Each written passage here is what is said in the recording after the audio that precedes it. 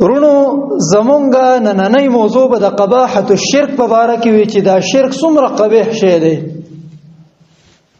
او زمونږه اکثر موضوعګانې هغه د شرک نه تاویږي او د توحید نه تاویږي راتاویږي. د دې مطلب دا دی چې دا شرک ډیر زیات عظیم جرم دی، ځکه د رب العالمین بے عزتی ده. نو څومره چې ذات لوی دی، څومره چې یو ذات اوچتی، نو د هغه بے عزتی کول دا هم اوچت کار دی، دا هم اوچت جرم دی. نو د دې وجه نه دا شرک داسې موضوع ده چې دا په ټوله دنیا کې نن سبا عامه شوې ده، او مولیانو ته هم هغه ځان بچ کړی دی چې مونږ یې نشو بیانولی، او عوام خو پې پوهېږي. نو په شرک ډېر خلک مبتلا دي او ځان د مسلمانان وي. نو د دې شرک بیان کول غواړي، دا شرک خلکو ته ښودل غواړي چې شرک ویلی کېږي څه شي ته، د شرک اقسام څه دي، په شرک باندې سړی کوم ځای ته رسېږي، او توحید څه دی. خلکو په تاسو د څه شي دپاره پیدا شوي یئ؟ الله رب العالمین قرآن کریم کې د انسان پیدایش چې ذکر کوي، نو داسې وایي وما خلقت الجن والانس الا ليعبدون. ما دا انسان او پیری نه دی پیدا کړی مګر د دې یو مقصد دپاره مې پیدا کړی چې دی به د رب بندګي کوي. بس د رب بندگی صد عبداللہ ابن عباس رضی اللہ عنہ فرمائی وی کل عبادت فی القرآن، ہر یو عبادت چې په قرآن کې ذکر کیږي داسې ویل کیږي چې یا ایها الناس اعبدوا، اے خلکو د الله عبادت وکړئ. د دې په مقصد څه وي؟ هغه فرمایي وی د دې مقصد دا دی چې خلکو د الله توحید ومنئ. اعبدوا په معنا د وحدو سره چې رب یو منه، بس د دې رب یوازې بندګي وکړه. ما چې کوم آیات ولستو د سورۃ نمل 14 نمبر آیت ته رب العالمین د دې په باره کې داسې فرمایي ولقد بعثنا فی کل امه رسولا.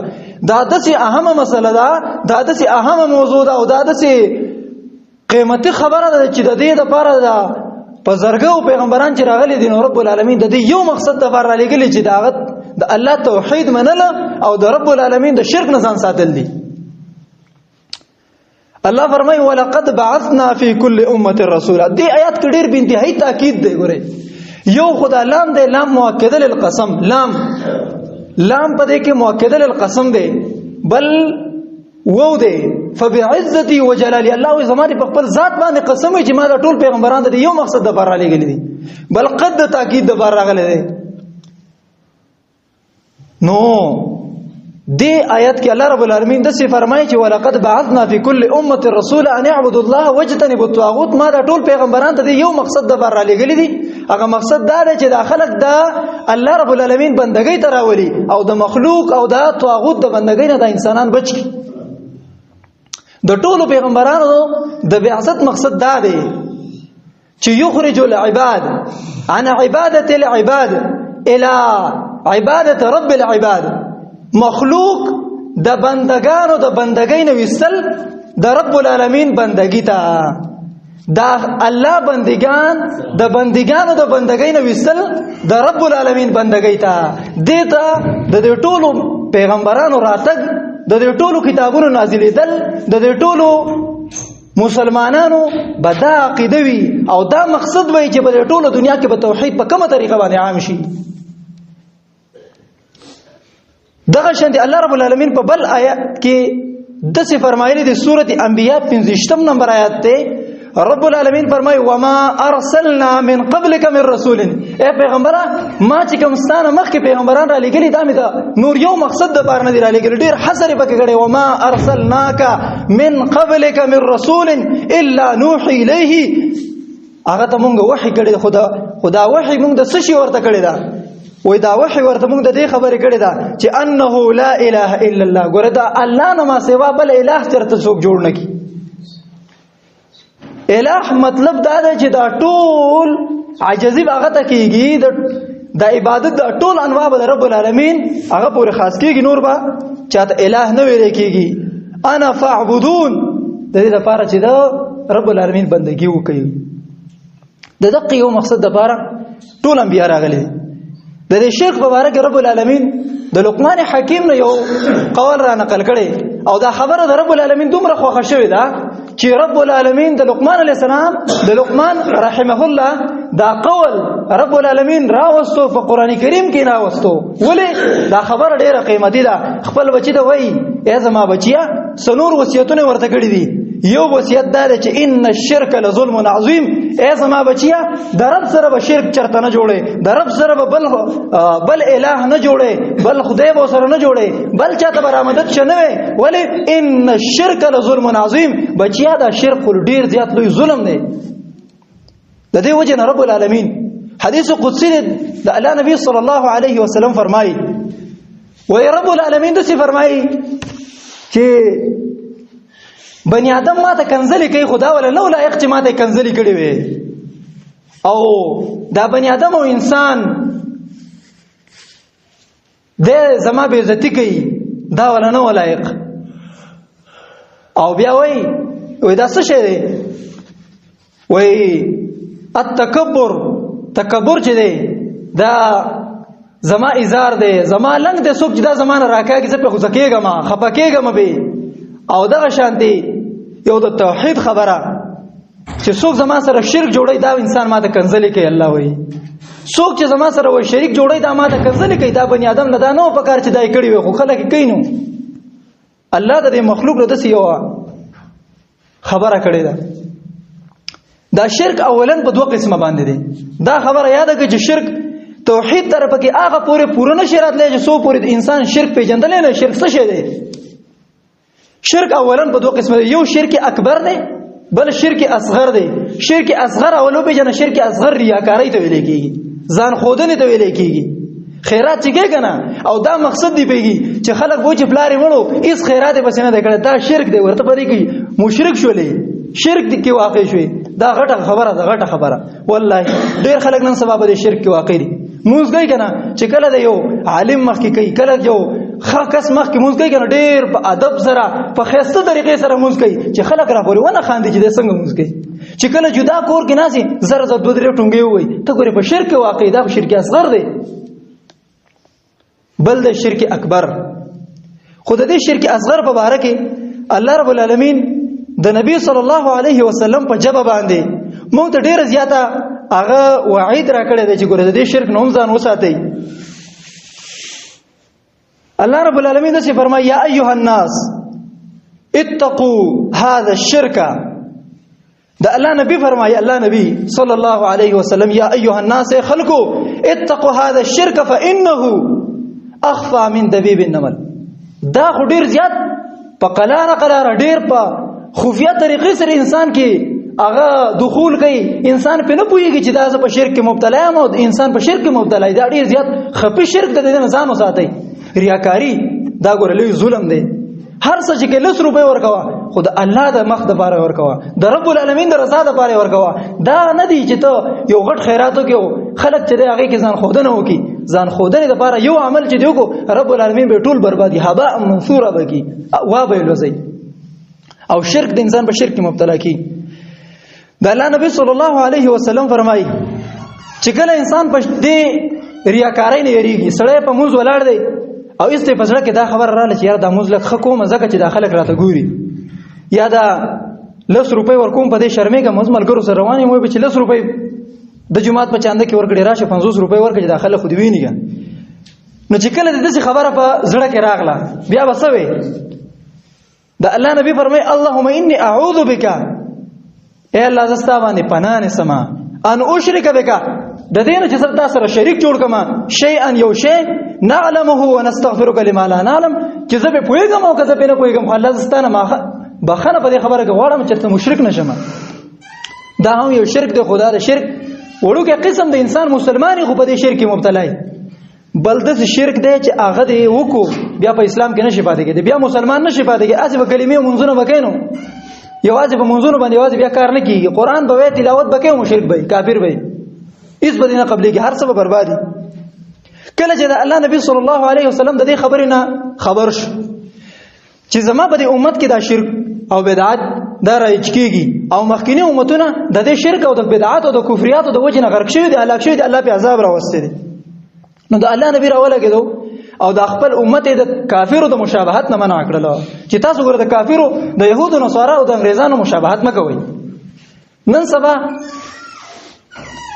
زمونږه ځوانان او زمونږه زنانه دا ټول د کافرو په ترتیب باندې روان دي. کافر چې څه کوي الته چې هغه بس جامع وباسي زمونږ مسلمانانو سره وستي چې هغه نری لوپټې راوالي زمونږ خوريان مویان ټول نری لوپټې راغستي کچرته هغه یو پیزارو سودا په سم وباسي کاوی پنسخ کته کړی دی په سم کاوی ګیره وخرول دی په سم خړای لکه ټول ترتیب د کافرونو متاثر دي. د الله نبی مخکې د ویلو سوار له سو کاله مخکې د ویلو چې ازما قومه ازما امته لتتبعن السنن من كان قبلكم خامخ تاسو به تابعداري د مخکینو خلکو کوي دغه تابعداري به تاسو شروع کوي تاسو به دغه د مشابهت شروع کوي چې شبرم به شبرین تاسو به غز بغز یعنی لیش په لیش پاغه پسې ورپسې زراعن به زراعن حتی لو سلفو تر دې پورې چې دا کافر بروان شي او جوهر الضب دا به خادمي سړی ته نه نوځي په یو تنگ لار باندې بروان شي یو نو پیشن براو باسي تاسو په دې لار کې د دې په تابعداري کې اخته شي او د دې تابعداري به تاسو شروع کړئ. نو وای صاحب کرام وای چې د الله نبی کچر ته مونږ د دې يهودو نو سوارو په تابعداري کوو د الله نبی وای تاسو به چاته وي په دې تابعداري به کوی کنه. نن سبا اساس سوچ کومګه زمونږ دا ټول ترتیب نن سبا د يهودو نو سوارو په لاس کې که زمونږ بچي موبایل راغلی هغه هم د يهودو نو سوارو غاني اوري يهود نو سوارا کافر مشرک دا زمونږ قران نه اوري زمونږ منځونه نه کوي زمونږ ذکر نه کوي ولی هغه کافران دي کنه. مونږ مسلمانان مونږ د کافرو غانو ته بجانو ته د ته غاړه خو دې هغه ګیره خره مونږ هم خرو مسلمان خو دې ته وایي مسلمان به خسته غټه ګیری خسته پنسي به اوچتي پنځه وخت موږ به کوي قران به وایي مونږ نن سبا هر سره مسلمانې پریخ دي په کافرانو په ور پسې شوی. دا د الله نبی حدیث فرمایلی چې لسلفتموه تاسو به دې تابعداري خامخا کوي په دغه لار پسې روانه کې قلنا وای مونږ ورته فرمایي چې د الله رسول دا به يهودانو سره وینو فمن دا څوک دي يهود نصاران څوک دي دغه يهود نصارا دي کنه تاسو په دې پسې ور پسې کېږي. دویم قسم شرک دا شرک اکبر. شرک اکبر څه شي دی ویل کېږي سړی چې په مشرکی کې د دین اسلام نه پیوزي دا د شرک دی. الله رب العالمین خپل پیغمبر ته وایي پیغمبر دا خبره یاد ساته لئن اشرکت لا يحبطن عملك کچرته تا شرک کو ستا ټول عمل به بربادي ګورستا عمل نه پاتې کیږي د پیغمبر عمل نه پاتې کیږي زما تاسو مونږ نه دي یو مونږ کړه بل نه په مونږ ټول سوچونه ټول د کاروبار سوچونه ټول د خپل مال سوچونه په دې کې دا مونږ نه د پیغمبر مونږ به بربادي کیږي د پیغمبر ټول عمل به بربادي کیږي زمونږ نه هم بربادي کیږي د دې شرک نه ځان ساتل پکاره ده شرک په جندل پکاره ده شرک څه شی دی د شرک تعریف وکړه.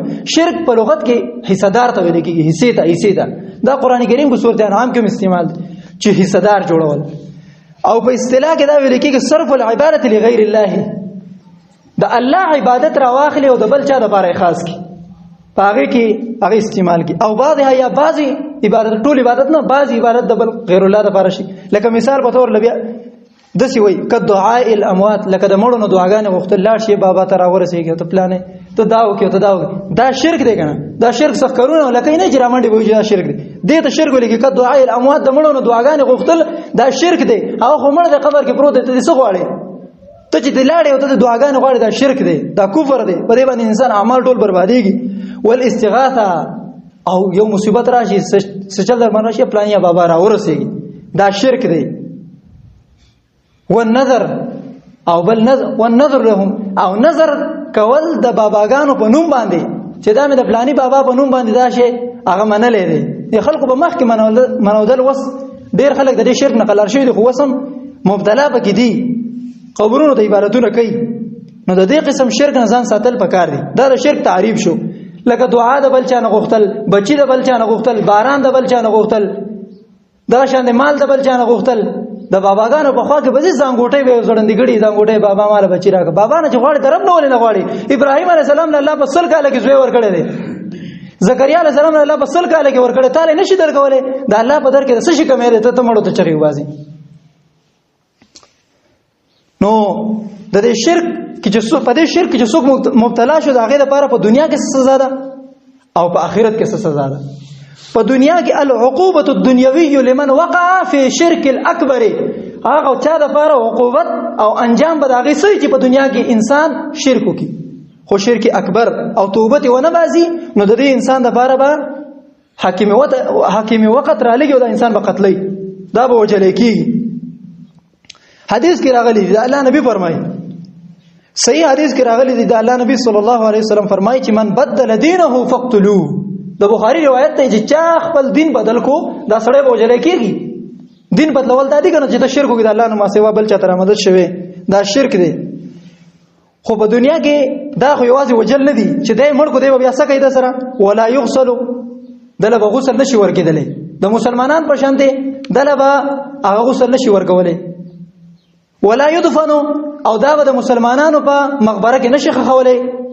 ولا يصلى عليه، او په د باندې به هغه موږ د جنازې هم نشي کېدلی.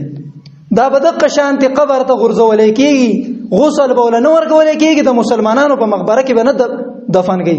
څوک مشرک سړی، نوم را باندې څومره بدلږي او غلارې پکې اخته وي، مشرک سړی. او عقوبت اخروی د دې بسوي چې سړی په شرک اخته شي، نو آخرت کې به د دې انسان سزا وي. العقوبة الاخرویه، هغه عقوبت چې آخرت کې به د انسان ته ورکول کېږي لمن مات علیه، چې څوک په دې شرک باندې مړ شو. یو سړی د شرک وکړي په دنیا کې توبه وباسي نو الله یې بخي. هغه قران کریم کې کوم آیات ته چې الله رب العالمین فرمایي چې زه ټول ګناهونه بخم او شرک نه بخم، دا غي مطلب دا دی چې انسان شرک وکړي او بیا لاړ شي قبر ته، که الله رب العالمین غواړي دا ټول ګناهونه بوله معاف کړي، خو شرک ولا نه معاف کړي. دا چې شرک د ځان سره ویوړ، اوس کو دنیا کې چې شرک وکړو او بیا توبه وکړي په صدق باندې الله یې بخي. ځکه ان الله یغفر الذنوب جميعا، د جميع پټکی کې ټول راغی، بیا شرک به کوم داخل دا ټول داخل دي. الله رب العالمین ته په دنیا کې په صدق توبه وستل پکار دي چې شرک چا کړی وي. او ډیر مسلمانان په دې کې اخته دي، الله دې رحم وکړي. الخلود فی النار، آخرت کې به د دې عذاب دی چې دا انسان واخیری مرحله به د دې دی چې د جهنم کې همیشه د پاره. ګوره یو سړی دی ګناهګار دی، ټول ګناهونه کړي، زنا یې کړې ده، غلا یې کړې ده، غیبت یې کړې ده، مسلمان یې وجلې ده. یو ورځ به راولږي الله رب العالمین او دا انسان به جهنم نه راوباسي، جنت ته به داخل کې. خو مشرک سړی چرته جنت ته نشي داخله، چرته همیشه د پاره. الله وای دی به همیشه د پاره په جهنم کې. د کافر سره د فرعون سره به یو ځای پروت دی، کې فرعون به پروت دی، دا مسلمان چې شرک کړي دی به بګم پروتي. کافران بوله پیغورم ورکړي چې ته مسلمان وي، تا خو په منځونو کې تا خو په بانګونو هم ویل کله نه کله، او تا خو په کې منځونو هم کوله، ته خو په عمرو لامتلی هاجرو لامتلی، او په شرک په مبتلا د کافرو سره په یو صف کې ولاړی. څومره غټه خبره ده. که زه ډیر تاسو ته چې د موږ دومره اجر دی، د زکات دون اجر دی، او د ثواب دون ثواب کیږي، او چا 2 رکعات وکړه دون ثواب دی. که دا زه ډیر وایم خو چې سٹارټ په عقیده کې شرک پروت دی، سٹارټ ټول عمل برباد دي. دا اهم موضوع ده، خلک نه بیانوي. یو کس ته میوه د خلکو د توحید او د دې د عقیده اصلاح کول غواړي، ما ته وای په قلاره کې نو دا خلک په توحید نه پوهیږي. ما وی چې دا خلک په توحید نه پوهیږي، نو دا خو په مولا را لګي او دا سړی به پوهه کوي کنه چې دا شرک دی، تعویذ شرک دی، بابا ته رامده شول شرک دی، د بابا په نوم باندې توري چرګ منل شرک دی، دا هغه په نوم باندې غواګانې منل شرک دی، الته زی زنګوټي وي او مال بچی راکړه دا شرک دی، الته کانی په ځان باندې مګي دا شرک دی، مال کې تیل ته سټي دا شرک دی. د دې نه خلک خبر کړه وای نه پنه پوي، دا به تر څو پورې تر دیوال شاته راټینګړي او دا دروازه باندې چې هر تاسو نه پويږي، تاسو نه پويږي، فضایل باندې کار نه کیږي. فضایل به حاله قبليږي چې عقیده دی برابرې، که عقیده دی برابر نه والله که دا ټوله دنیا د سرو زرو کې د الله په نوم ورګي یو کثرت نه قبلې. دا څه خبره خونه ده. د دې ټولو پیغمبرانو راتګ د دې مقصد لپاره شوی دی چې دا خلک د الله بندگی وکړي، د الله عبادت، ټول عبادتونه به رب العالمین د الله لپاره خاص کړي، د مخلوق لپاره به یو عبادت نه کوي. بس الله رب العالمین قران کریم کې دا آیات قران کریم کې فرمایلی دی، الله د څه فرمایي بلا من کسب سیئه. اوس کومه د سیئه دا معنا وکړي چې دا عام ګناهونه، بیا خو د خوارجو مذهب بیا خو هغه ثابت شوی ټول ګناهونه چې چا وکړو بس هر ګناه چا وکړو دی په جهنم کې همیشه نه دا څه نه وایي. بلا من کسب سیئه، واحاطت به خطيئته فاولئك اصحاب النار هم فيها خالدون. چا چې یو ګناه وکړه، ګناه مطلب شرک، د دې تفسیر کې راځي مجاهد وایي د دې څه مطلب دی؟ سیئه اے الشرك واما السيئه فالشرك. سیئه څه ویل کېږي؟ شرک ته ویل کېږي. چا چې شرک کو بیا د په دنیا کې توبه ونه وستله او واحاطت مطلب دا چې دی باندې احاطه وکړه، مرګ راغی، دغه شان مشرک د دنیا نه لاړ، نو فاولئک اصحاب النار هم فيها خالدون. دا خلک همیشه د په جهنم کې پراته دي. دا و د شرک اکبر اخروی عقوبت. بیا د الله نبی صلی الله علیه وسلم هم ډیر زیات دعوت کړی د دې په اړه کې چې خلکو د توحید په ځان کې راولي، د شرک نه ځان وساتئ. خو الله رب العالمین هم نفي د شرک کړی دا، خو په ډیرو قسمونه کړی داسې وایي چې شرک دا شرک مکوئ، کله وایي دا مکوئ، کله وایي دا مکوئ، کله وایي د الله یو صفت هم چاله مور کوله، کله داسې وایي د الله په ربوبیت کې شرک مکوه، کله داسې وایي د الله عبادت ته چاله لپاره مخاص کوه، کله وایي د الله نه ما سوا بل څوک حاکم ممنه. هر قسم شرک د الله رب العالمین په کتاب کې هغه مردود دی، رد کړی شوی دی. الله رب العالمین د شرک فی الربوبیت، څوک چې د الله په ربوبیت کې شرک کوي دا هغه په باره کې الله رب العالمین د څه فرمایي؟ قل اے زما پیغمبر د خلکو ته د څه وایا؟ انی لا املک لكم ضرا ولا رشدا. ای زما پیغمبر د خلکو ته د څه وایا چې زه خو پیغمبر یم، زما په لاس کې ګوره دونه طاقت نشته چې تاسو له ضرر درکم. ضرر مطلب دا چې دنیوي ضرر، اخروی ضرر د تاسو له درکم. پیغمبر ته الله وایي ګوره ستا په لاس کې ضرر نشته دی، ته د څه وایا چې زما په لاس کې ضرر نشته دی. او چې د بابا د ونی، بابا د قبر د خوانه دی ونه او ډکه د پرېګون د شپې در باندې کټاړي، دا هم د مسلمانانو عقیده ده. دا ځان ته مسلمانانو بیا حجون له عمرو لزیو د قبر نه دومره یریږي، د قبر نه چې ته دومره یریږي په دې باندې ته مشرک کېږي. قبر نه به یریږي نه، قبر خو انسان دی، مړ دی، اوس خاورې شوی دی، هېڅ پکې هم نشته. دا خلک د اولیاء دومره تعظیم کوي چې هغه غلو فی الدین، کوم چې د یهودو طریقه وه هغه طریقه پکې راغلې ده. نو الله رب العالمین داسې فرمایي چې انی ته ورته داسې ووایه چې لا املک لکم ضرا ولا رشدا. ای خلکو زه ستاسو لپاره مالک ګورئ دا ضرر نه یم، لا فی دینکم ولا فی دنیاکم، نه ستاسو په دین کې نه ستاسو په دنیا کې زه ستاسو ضرر نشم رسولی، ولا رشدا، او نه زه تاسو ته هدایت په زور باندې کولی شم چې تاسو راولګم او تاسو ډایرکټ توحید ستاسو د زړه ته نه باسم. نه، دا کار زما نه دی، دا خو د الله کار دی، زه به صرف دعوت کوم بس. بل ځای کې داسې وایي قل انی لن یجیرنی من الله احد ولن اجد من دونه ملتحدا. په سورۃ کهف الله داسې وایي اے پیغمبر ته داسې ورته ووایه چې زه ګوره ستاسو دپاره د څه بچ کوونکی نه یم، د څه شي نه د الله عذاب در باندې راشي که نه، زه ګوره تاسو نشم بچ کولی. ولن اجد من دونه ملتحد، او زه د الله نه ګوره ما سوا بل ځای ته داسې ملجا او بل ځای ته داسې پناهي هم نشم غوښتلی چې هغه ځای ته ما ته معلومه وي تاسو زه هلته کړم، نشم. سفیان ثوری ته دې په باره کې وایي سفیان هغه ولن اجد من دونه ملجا الجو الیه، زه د الله نه ما سوا داسې یو ملجا داسې یو پناه نشم، نه ده راته معلوم چې هغې ته تاسو له پناهي درکړم. دغه شان الله رب العالمین قرآن کریم کې خپل پیغمبر ته وایي ته پیغمبره دا خلک داسې وایه، د خلکو ته داسې وایه قل لا اقول لكم عندي خزائن، زه ګوره داسې نه یم چې زما سره د اسمان خزانې دي او زه به د خلکو له خزانې ورکوم، ولا اعلم الغیب، او زه ګوره په غیب باندې هم نه پوهېږم. پیغمبر ته الله وایي ورته داسې وایه د خلکو ته چې زه ګوره په غیب نه پوهېږم. نن سبا زموږ د مسلمانانو دا عقیده ده چې کومه ښځه هغه لاړه شي یو دمګرې ښځې له یا یو کوډګرې منتر والا ښځې له یا پیریانو والا ښځې له هغې لاړ شي زما خاوند به څه کوي او زمون په کور کې چې دی داسې کار دی هغه به ورته وایي ورېږه زه د برې نه سیم دا چل به وکړي او زه به د هوایي شی راوباسم. دا ګوره ستاسو د عقیدې دشمنان دي، دا ګوره ستاسو د مال دشمنان دي. د دې خلکو نه ځان وساتئ. د دې په باره کې حدیث کې راځي د الله نبی صلی الله علیه وسلم فرمایي من اتا کاهنا، څوک چې کاهن ته راغی فصدق بما يقول او په دې باندې تصدیق کو چې دا کاهن دا ترویتی دا کوډګر منتر دا مولا دا سوې په دې باندې ټول باندې یقین دی کو فقد كفر بما انزل على محمد صلی الله علیه وسلم. په دې خبره دی کفر کو چې کم قران ستا مخ ته پروت په دې دی کفر وګوري. دا یو دا وړه خبره نه ده. ته ترویتی لاړې دا خو ډېرې ښایسته خبرې کوي. دا خو داسې وایي چې ستا روغ شوی غوا او غوایي او میخ او دا به پلانې روز باندې به ستا ښځه به پلانې روز باندې به راځي. دا خو زمونږ د مسلمانانو عقیده ده.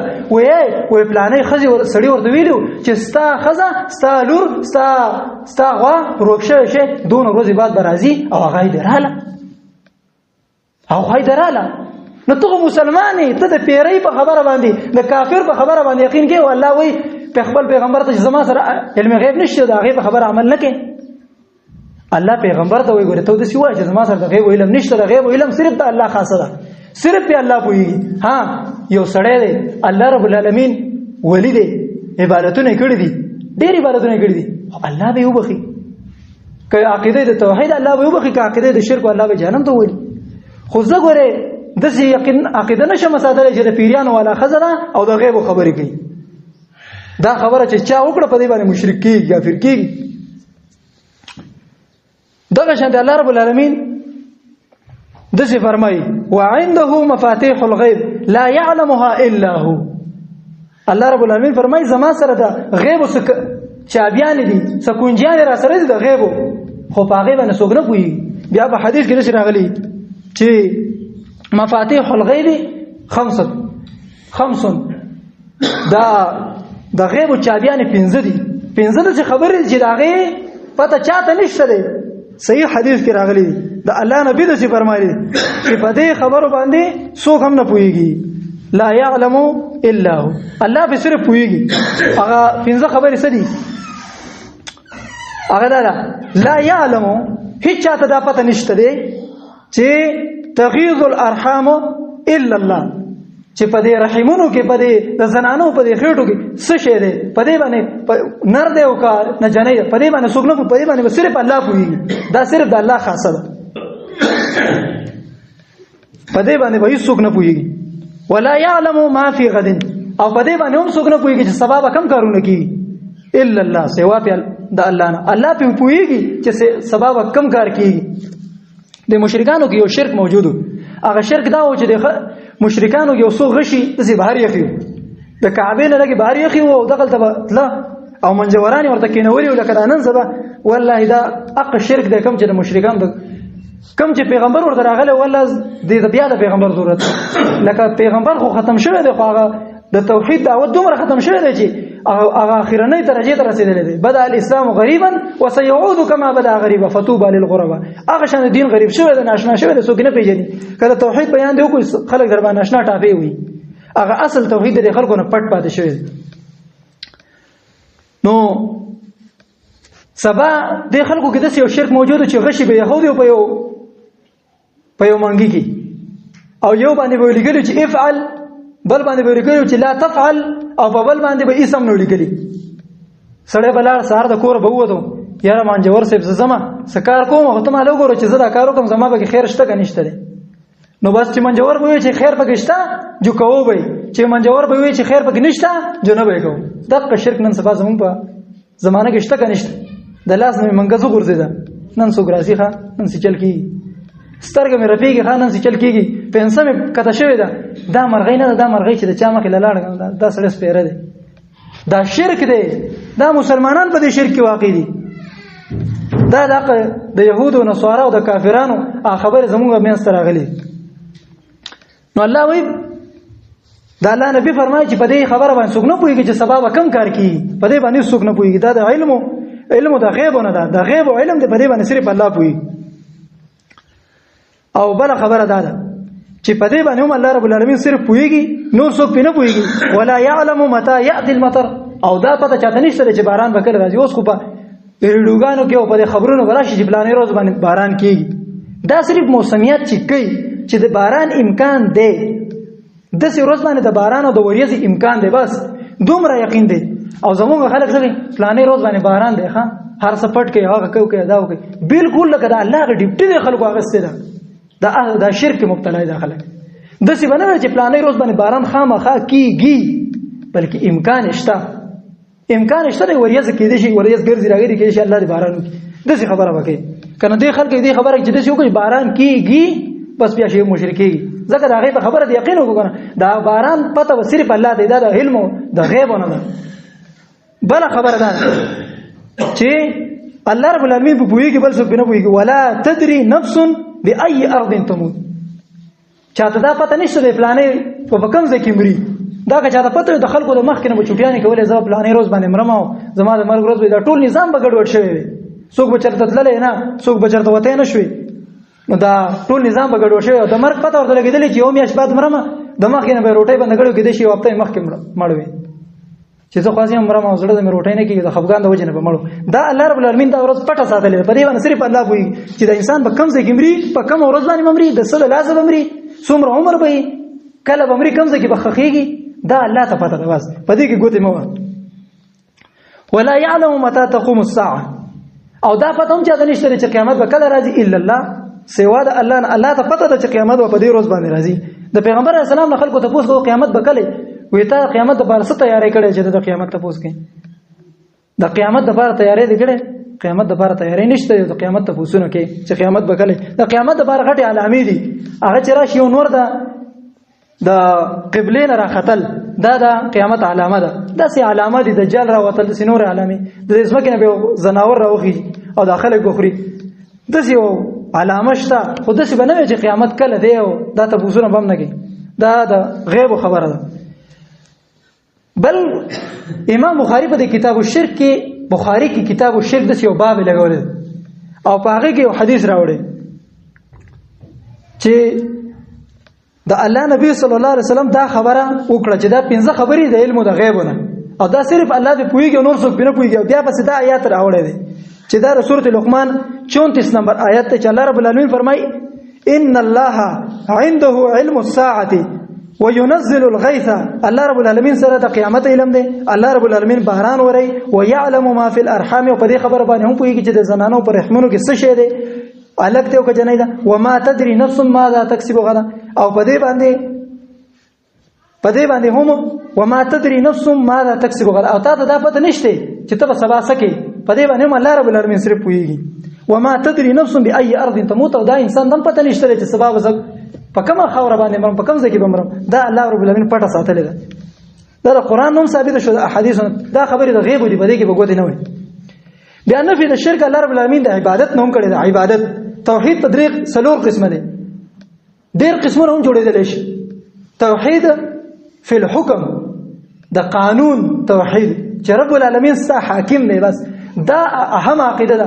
وقضى ربك الا تعبدوا الا اياه وبالوالدين احسانا. الله رب العالمین دا توحید فی الحکمیت دا د ټولو توحیدونو نه مشر ګرځولې ده. اولنې اساس او بنیاد بداوی چې ستا ودا عقیده چې زما فیصله کون هم رب العالمین دی. چې کومه فیصله رب العالمین وکړه او په دې یقین او عملو ته مسلمان او موحد او کنه نو ته بیا غره په شرک مبتلا. نو الله رب العالمین د شرک فی العبادت مبارک دي وي چې د دین هم ګره ځان وساتي. ځکه وما خلقت الجن والانس الا ليعبدون. يعبدون سمانه د یوحدون. دا خلق د الله رب العالمین توحید مني په عبادت کې، په ربوبیت کې، په اسماء او صفاتو کې، په حکم او په قانون کې. دا ټول رب العالمین د بار ثابته او د مخلوق نه بنفي کې. دا الله نبی صلی الله علیه وسلم فرمایي چې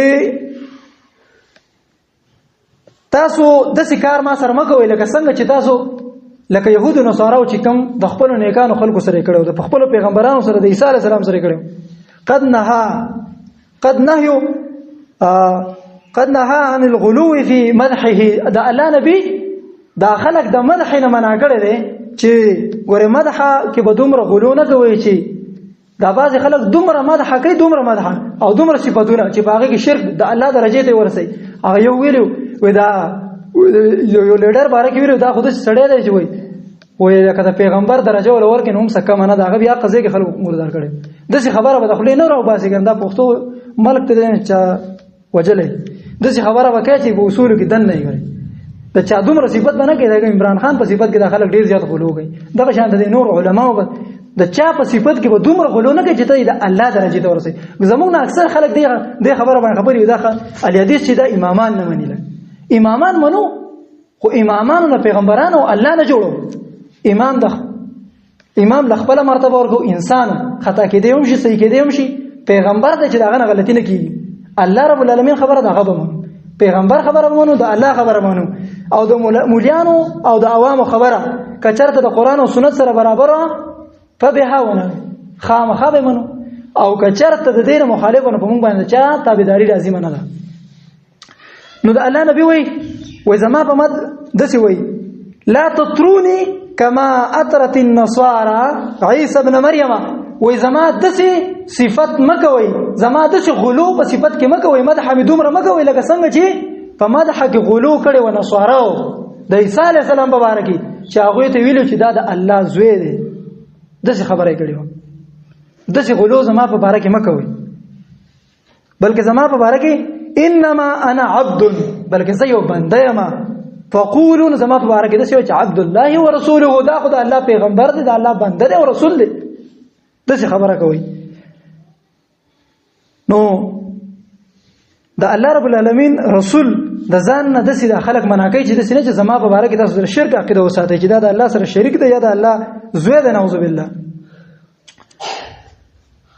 او دغه شانتي الله رب العالمین د الله نبی صلی الله علیه وسلم منع کړی د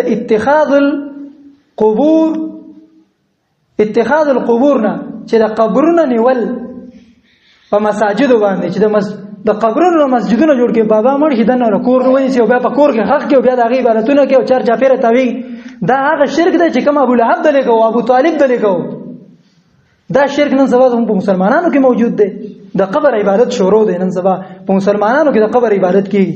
نو د الله نبی صلی الله علیه وسلم